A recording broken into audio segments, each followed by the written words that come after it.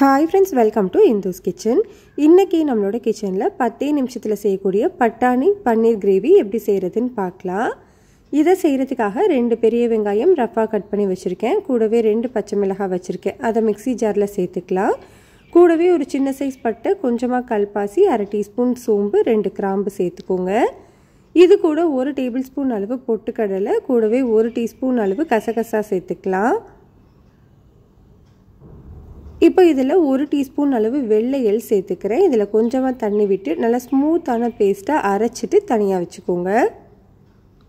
ஒரு பேனில் ஒரு 3 டேபிள் ஸ்பூன் எண்ணெய் சூடுபடுத்திக்கலாம். எண்ணெய் சூடானதுக்கப்புறமா 1/2 டீஸ்பூன் சீரகம் சேர்த்துக்கோங்க. சீரகம் நல்லா பொரிஞ்சு வந்ததுக்கப்புறமா நம்ம அரைச்சி வச்சுருக்கிற விழுது சேர்த்துட்டு ஸ்டவ்வை மீடியம் ஹீட்லேயே வச்சுட்டு ஒரு 2 நிமிஷத்துக்கு வதக்கிக்கலாம். இப்போ இது கூட 1 டீஸ்பூன் அளவு இஞ்சி பூண்டு பேஸ்ட்டு சேர்த்துட்டு அதோட பச்சை வாசனை போகிற வரைக்கும் நல்லா வதக்கி விட்டுக்கோங்க. ஸ்டவ்வை மீடியம் ஹீட்லேயே வச்சு வதக்கிக்கோங்க. இஞ்சி பூண்டோட பச்சை வாசனை போனதுக்கப்புறமா இதில் 1 டேபிள் ஸ்பூன் நல்லா கெட்டியான தயிர் சேர்த்து ஒரு 1 நிமிஷத்துக்கு மட்டும் நல்லா வதக்கிட்டு இது கூட 1 கப் அளவு தண்ணி சேர்த்து நல்லா மிக்ஸ் பண்ணி விட்டுட்டு ஒரு 3லேருந்து 4 நிமிஷத்துக்கு கொதிக்க வச்சுக்கோங்க. இப்போ இதுக்கு தேவையான அளவு உப்பு, ஒரு 1 டீஸ்பூன் அளவு தூள் உப்பு சேர்த்துக்கிறேன். இப்போ பாருங்கள், இது நல்லாவே கொதிச்சு வந்துட்டுருக்கு. இந்த மாதிரி கிரேவி கொஞ்சம் திக்காக தான் இருக்கணும்.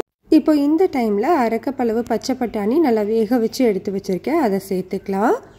கூடவே 200 கிராம் அளவு பன்னீரை இந்த மாதிரி சின்ன சின்ன க்யூப்ஸாக கட் பண்ணி சேர்த்துக்கலாம். இது ஹோம்மேட் பன்னீர். இந்த ரெசிபி வேணும் அப்படின்னா கீழே கமெண்ட் பண்ணுங்கள், ரெசிபி போட்டுறேன். இப்போ நம்ம ரெடி பண்ணி வச்சுருக்கிற பன்னீரையும் உள்ளே சேர்த்துட்டு ஸ்டவ்வை லோ ஹீட்டில் வச்சுட்டு ஒரு மூடி போட்டு ஒரு 5 நிமிஷத்துக்கு அப்படியே வச்சுக்கோங்க. 5 நிமிஷத்துக்கு அப்புறமா பாருங்கள், நம்மளுக்கு கிரேவியும் நல்லா திக்காக இருக்குது. சூப்பராக பன்னீர் பட்டாணி எல்லாமே வெந்து வந்துருச்சு. இந்த டைமில் இதில் கூட ஒரு 1 டீஸ்பூன் அளவு கசூரி மெத்தியை நல்லா இந்த மாதிரி நல்லா தேய்ச்சிட்டு அதுக்கப்புறமா சேர்த்துக்கோங்க. நல்லா வாசமாக இருக்கும். இது கூடவே கொஞ்சமாக கொத்தமல்லி இலைகளும் சேர்த்துக்கலாம்.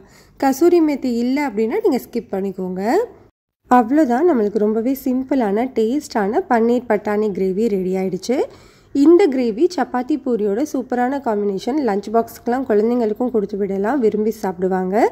கட்டாயம் ட்ரை பண்ணி பாருங்கள். இந்த ரெசிபி உங்களுக்கு பிடிச்சிருந்ததுன்னா லைக், ஷேர், சப்ஸ்கிரைப் பண்ணிக்கோங்க. கூடவே பெல் பட்டனையும் கிளிக் பண்ணிவிட்டு ஆளுங்கிற பட்டனையும் கிளிக் பண்ணிக்கோங்க. அப்போது தான் நம்ம வீடியோஸில் உடனே